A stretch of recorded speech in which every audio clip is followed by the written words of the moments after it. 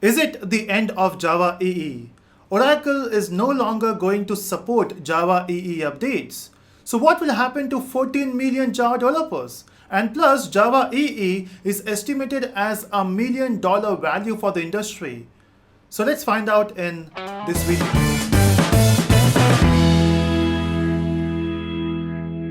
Welcome back, aliens. My name is Navin Reddy, and let's get started.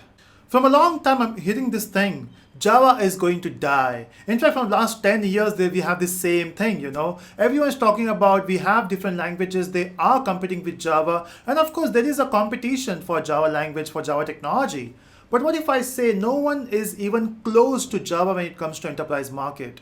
But certainly from last 2 years, things are not going good with Java thanks to, because of this microservices things, because we have Spring Framework, and we have other technologies like node.js using which you can build services. We can build server services. We have different language like Python. We can do all those stuff. So Java is not able to, Java EE specifically is not able to compete with all these technologies.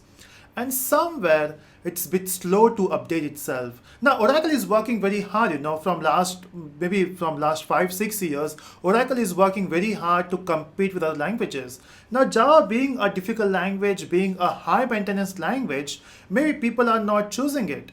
Or maybe Oracle is not able to provide the services which people need.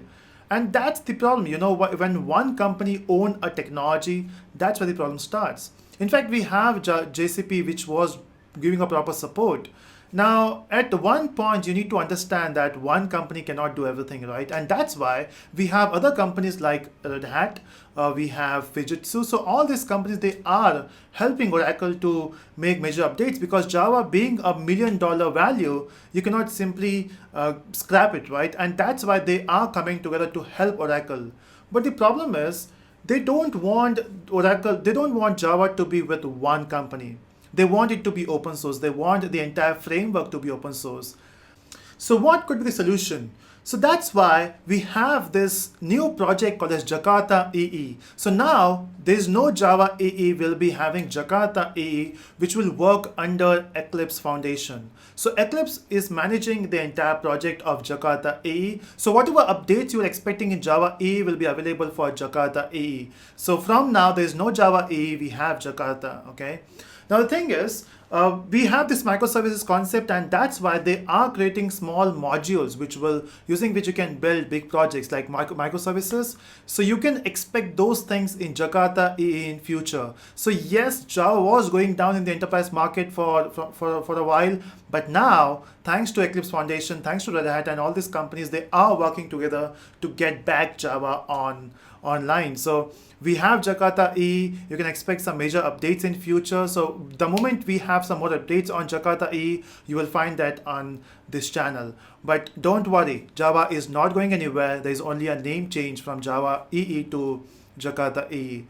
The base language, which is Java, still remains the same. In fact, the Jakarta EE is based on Java EE. So don't worry, things will be remaining.